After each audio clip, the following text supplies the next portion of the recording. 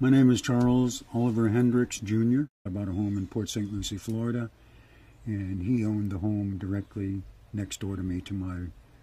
Looking at my home, he would have been to my left. That's where I first met Michael Dunn. So I lived next door to him for 8 years. Okay. He had a really arrogant attitude about him, like he was smarter than everybody else. I found that not only annoying, but quite amusing, because I didn't find him near as intelligent as he thought he was. He knew about computers, but he didn't appear to know a lot about interpersonal relationships and how to get along with people. That was just my perception. He had an air where he was light and friendly and he laughed, but if you disagreed with him, he would get boisterous and try to be overbearing and try to intimidate people with his size and his voice. And he appeared to me to be very selfish, and that there wasn't much that he wouldn't do to get what he wanted or get his way. Very arrogant. Most of what I know about Michael Dunn comes from his wives. As I said, he was married to a foreign national, Sarah. She was from Mexico. The next wife he had was another foreign national from Colombia, and her name was Clara. And at different times through these relationships with these women, they had come to my house crying, claiming that they were scared to death of this individual, that he had put a gun to their head, that he had threatened to take their children away from them. They both had children. And he had threatened to have them deported if they didn't do exactly as he said, and that he would keep the kids, that they'd never see their kids again, that type of thing. Now, as I said, the women came to my home and told me these things. I didn't go to their home. I didn't solicit these comments from these women. And the second wife that he had a child, a male child, probably about 10 or 11 years old. And he was terrified of this guy, and he used to come to my house and hang out at my house just so he wouldn't be there.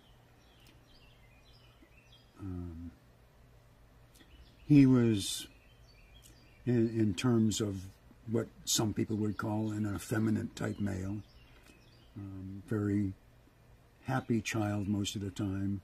He was more interested in laughing and having a good time than being serious, and Michael Dunn didn't appear to like that. He wanted this kid to be like him, and and when the kid started coming to my house and telling me how afraid he was, I started to have issues with Michael Dunn. Did you see signs of physical abuse, or was it just psychological torment? Well, I had seen swollen lips and a bruised face on Clara, on Sarah, I'm sorry, the first wife that I knew that he had while I was living next door to him. And she had come to me crying one day, saying that they had had a real bad fight about drugs, and he had threatened to blow her brains out. And I asked her, I said, well, where's the gun? And she told me where the gun was. So I went in his home and I took his gun. And I brought it over to my house and I hid it. And I told her, when you feel like you're safe, you let me know and I'll give it back. But until you let me know that you're no longer worried about him hurting you, this gun stays here. How did that work? I kept the gun probably a couple of weeks, and then she finally came to me and said that she was afraid he was going to find out his gun wasn't there anymore. Would I put it back? So I did. I wasn't real comfortable with that, but I did. I regret giving that gun back now. The second wife had said the same thing, that he had put the gun to her head and that she was terrified of him. She didn't know what she was going to do. He was threatening to have her deported if she didn't do what he told her to do. One of the incidents that she relayed to both my wife and myself was that he had forced her to go to a sex club in Fort Lauderdale and participate in some activities of this club that she really didn't want to do. But again, it was one of those things where she was so afraid of this guy, she was going to do whatever she did to protect her son. He, like a lot of people, smoked marijuana. Occasionally he did cocaine. This I know for a fact. I've seen him snort cocaine. And she had taken his pot and hid it from him one day, and he went ballistic.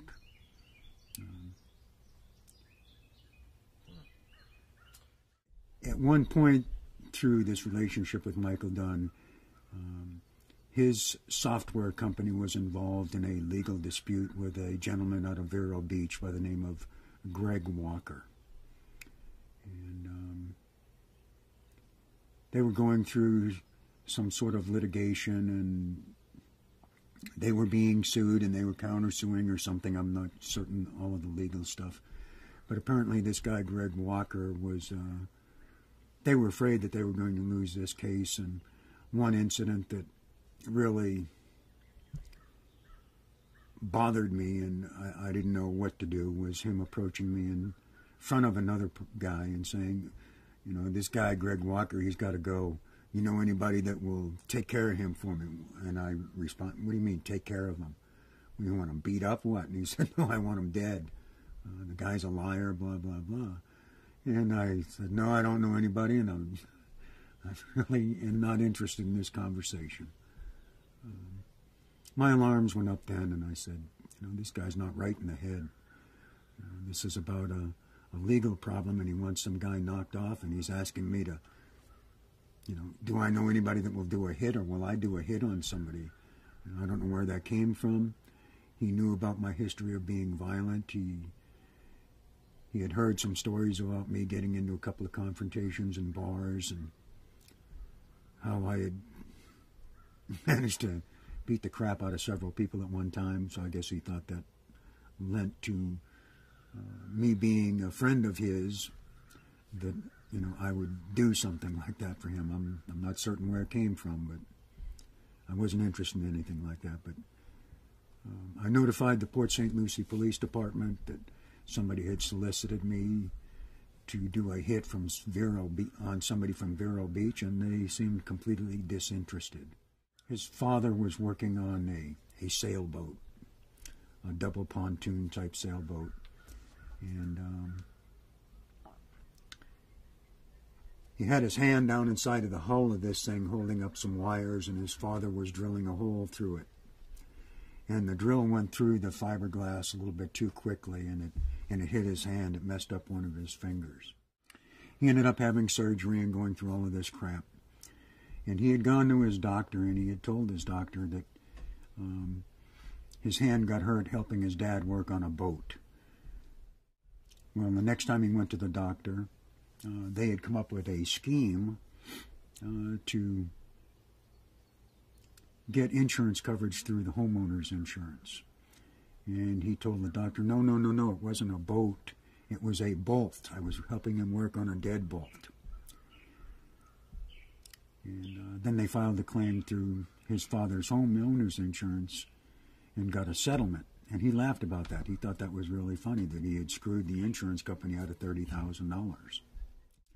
There was another incident where he was working for the Psychic Readers Network. I believe that's what it was called at the time when they were first organizing. And he was setting up, he was their head computer guy, buying all this equipment from vendors, various vendors, to set up all of this equipment that could track all of the phone calls and time how long people were on with the different psychics, and network all of the psychics across the country so that they could be billed and charged.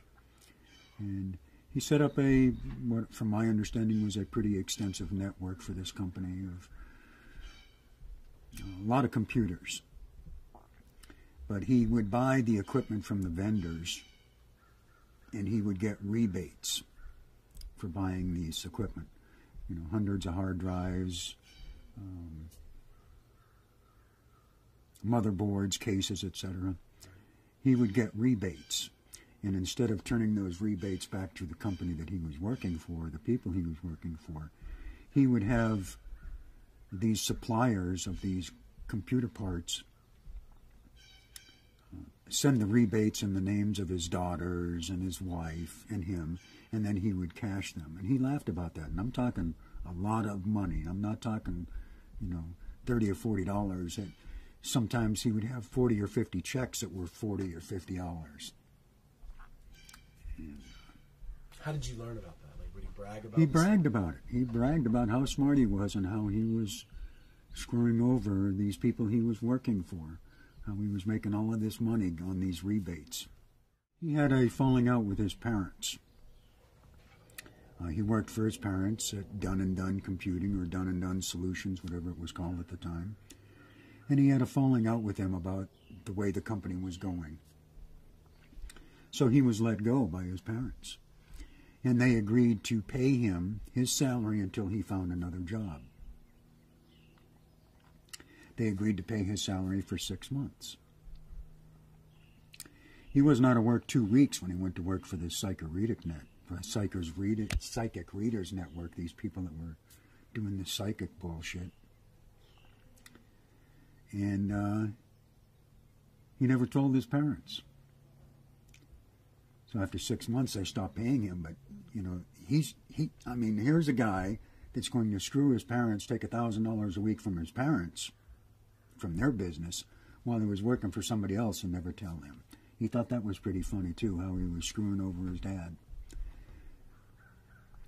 So that's the type of person he was. So I had as little to do with Michael Dunn as I could. He was my next-door neighbor, so I had to acknowledge his existence, but he wasn't my type of person. When we would have disagreements about politics or whatever, inevitably he would end up jumping up and standing up and, marching around like, he wanted to beat the world's butt. And he would get really loud, and I would just look at him, like, you're crazy, dude. There were people coming and going from his house, but a lot of times they were hookers. And he used to brag about that, too. Well, I never got that, but yeah, he would have hookers come to his house when the women weren't there. I never got it. The time that he talked about putting a hit on that other guy, when was that? I mean, I know you don't know dates and all, but over the 8 years, about when was that? Early, middle, late? Yeah, it was a couple of years after I had moved there. I'm going to say in the probably 99, 2000, somewhere around there. Over a business dispute? Yes. Now, one of the things that occurred that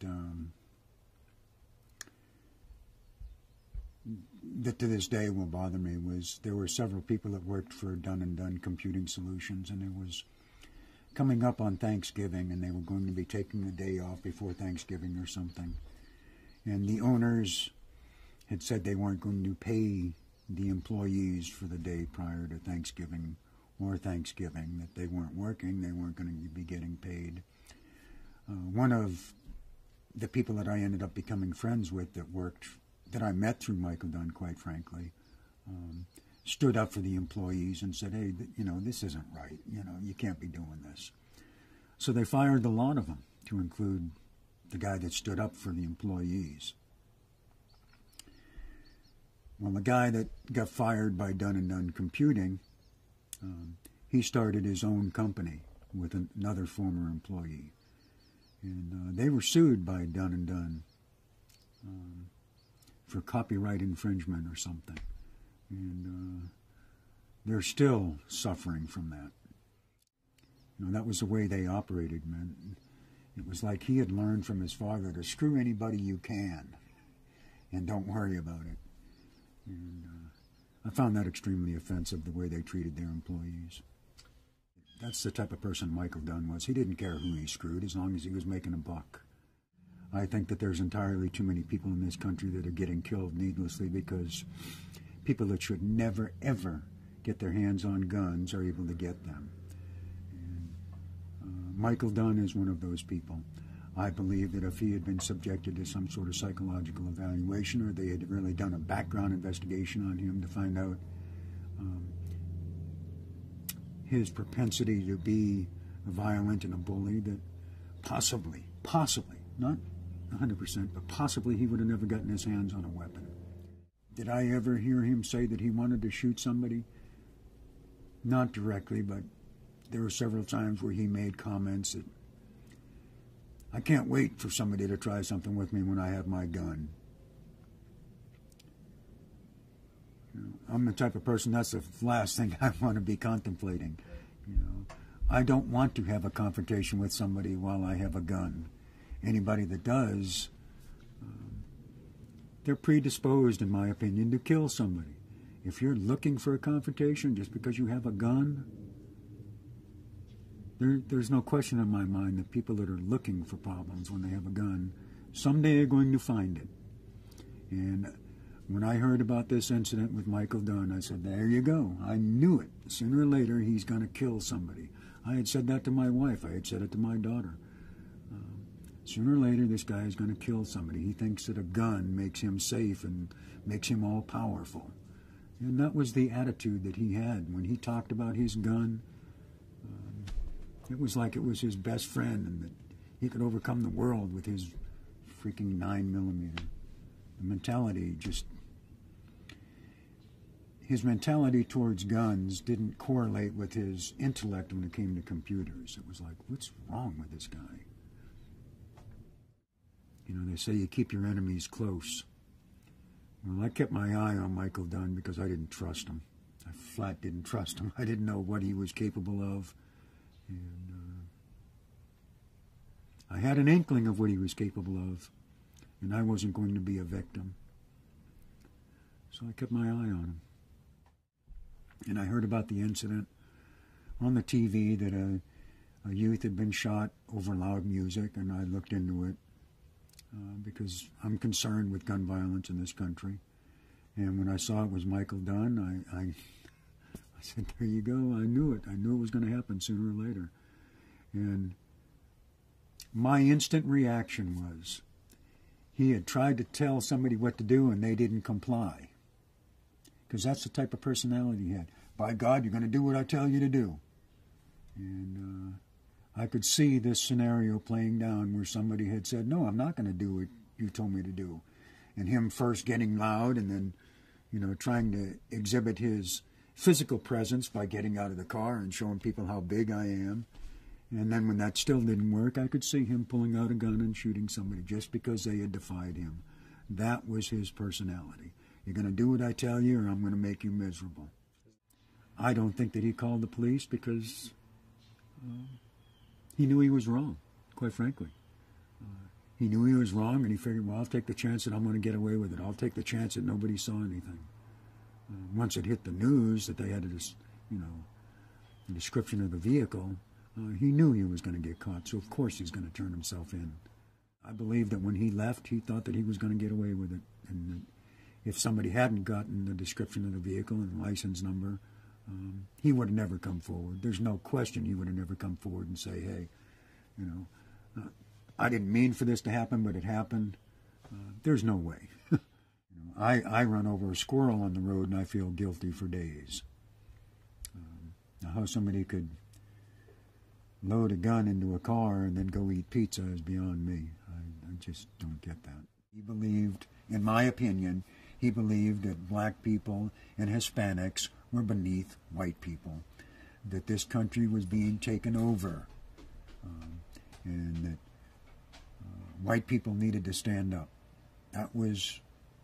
Those are his words, not mine. That this country was being taken over by minorities. And Michael Dunn got infuriated that somebody would not obey his commands, and he lost control. Do I believe that he wanted to kill that young man? No, I don't believe that. I think he lost control, and once the bullets came out of the barrel of that gun, he couldn't take it back. That's what I believe. He got so infuriated that somebody would defy him that he finally lost control. I also believe, I don't know whether anybody did a blood test or an alcohol test on him, I also believe that drugs were probably in his system that helped to accelerate that, most likely cocaine. That's what I believe. I believe that he was high, either on alcohol or cocaine, and lost control because somebody defied him. I think that he lost control. He got so infuriated that somebody would defy him and not do as he demanded. He pulled out a gun and shot that kid. That's what I believe. I have 3 children. And I can only imagine what Jordan Davis's parents are feeling and what they went through. My worst nightmare is something like this happening to one of my children.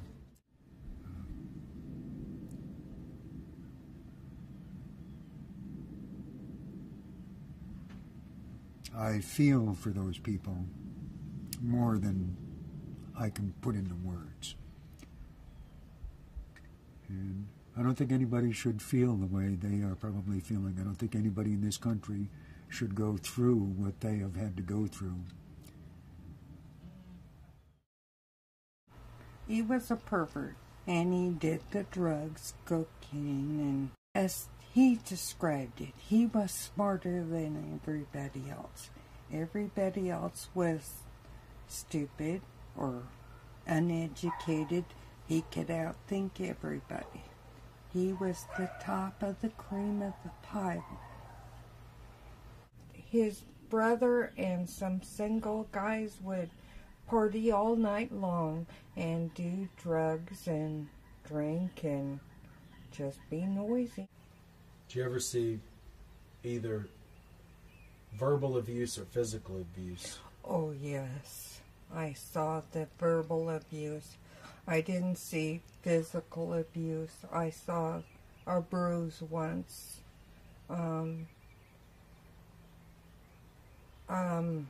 But I certainly saw heard the verbal abuse. Did you hear it directly from Michael, or that she would Oh, relay? yes. Oh, yes. Tell me about some of that. He would always tell her she was too stupid, or she was too flirty, or she didn't know anything. I mean, he treated her really like a dog. Well, let's talk about Clara then. She dated him for a couple of months, and one day I ran into her in the local Publix by the meat counter, and she said she had married Michael, and I said, when? And she says, Tuesday or something, some other day.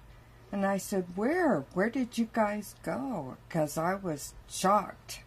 And she said, the UPS store. And I said, the UPS store, they can marry you? And she said, yeah, it's all legal, the UPS store.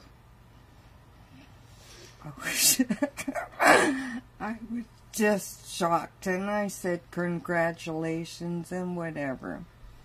The next time I saw her, she seemed upset, and I invited her over for coffee. I think it was my day off or something.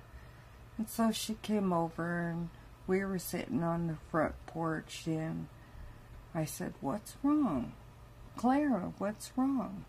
And she said, I think I made a mistake. And I said, what do you mean you think you made a mistake? Because I knew it was a mistake.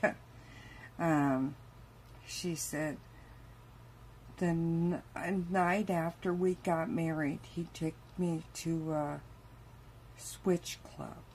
And I said, what do you mean a switch club? What's that? And she said, that's where couples go and they switch partners. And I said, and you did? She said, what can I do? I didn't want to, but he made me. It was disgusting. And I said, do you have your green card? And she said, yeah, but it's going to expire. And I said, okay.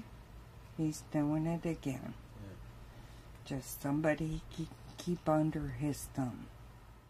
Mickey, that's right. Mickey. At first he liked Michael because Michael would do things with him, but then he started yelling at him and bullying him and bullying his mother.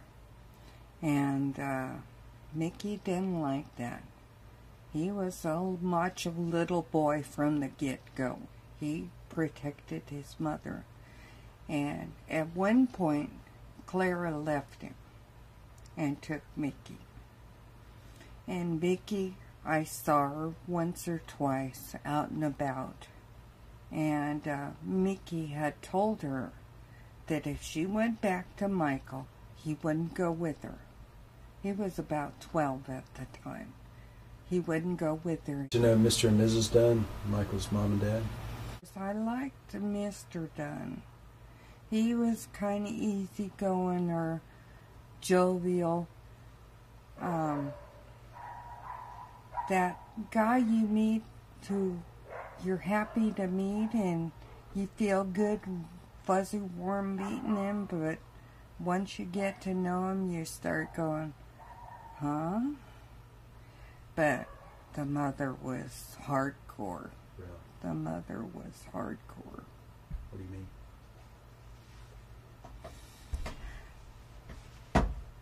She didn't like anybody. She didn't like anybody messing with her boys. She didn't like anybody question her actions or honesty or her boys in that respect.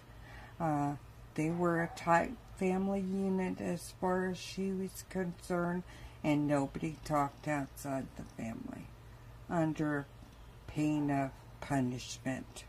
And she lorded it over the boys. She controlled the money and controlled the boys. Did the other son, I think he lives like in Ohio now, did he live in the area? Matthew, yes. I liked Matthew. Matthew was not as perverted as Michael. What do you mean perverted? Michael was a pervert. Michael was a sexual pervert.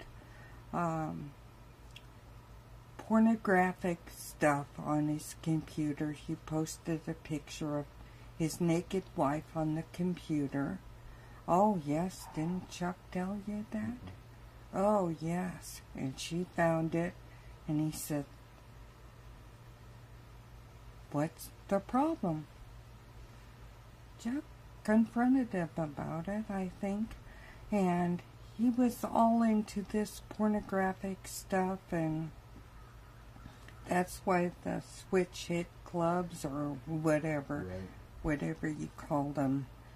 And Clara and both Sarah said that he made them do things that they wouldn't even repeat in public. Wow.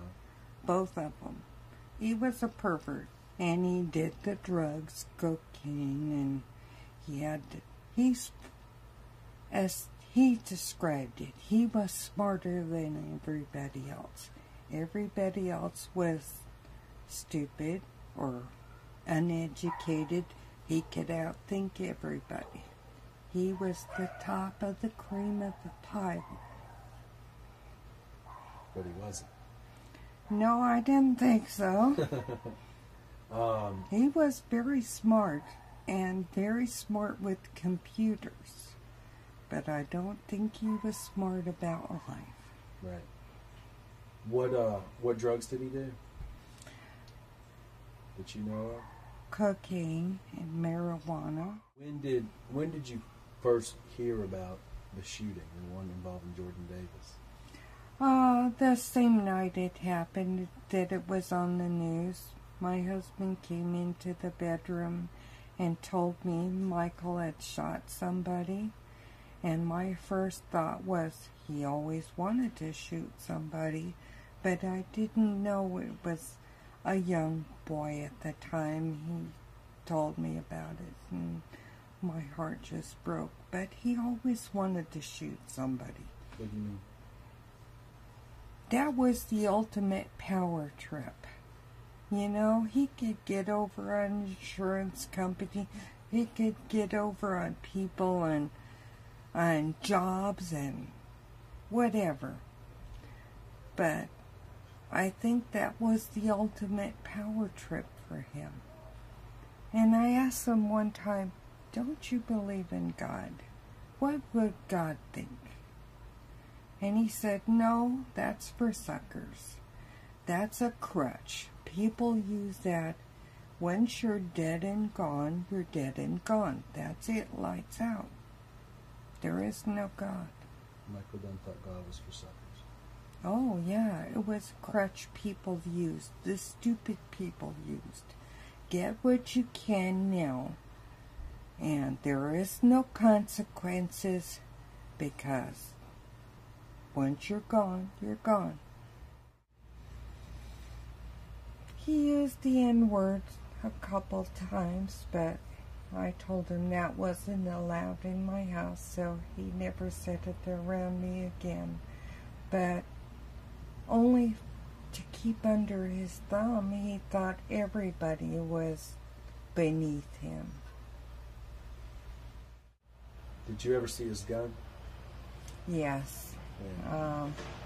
Sarah came over one night. She come running over in tears. He was ranting and raving, and she come over and he had hit her. And I saw the bruising and the red, especially the next day. And my husband went over there. He's threatening me with the gun. He's going to blow my head off. So my husband went over there and told him, hey, you ever hit this woman again, and you and me are going to town. And he took his gun and he brought it home. I think we had it a couple months or couple weeks or whatever until he gave the gun back. But Sarah was distraught, and she stayed a couple of days. But she had bruising. I was really glad when we moved. Sounds like it. Arrogant, entitled, large, because I'm only 5 foot tall, Right. overbearing, abusive, perverted, smart, intelligent, thinks he can do whatever he wants to do and will get away with it. Does it surprise you that his last words to Jordan Davis was, "You're not," before he shot him, was, "You're not going to talk to me like that"? No, that doesn't surprise me. Did he say that? Why doesn't that surprise you? Because nobody talked to Michael like that, but his mother and his father and Chuck, as far as I know, and me and my kids.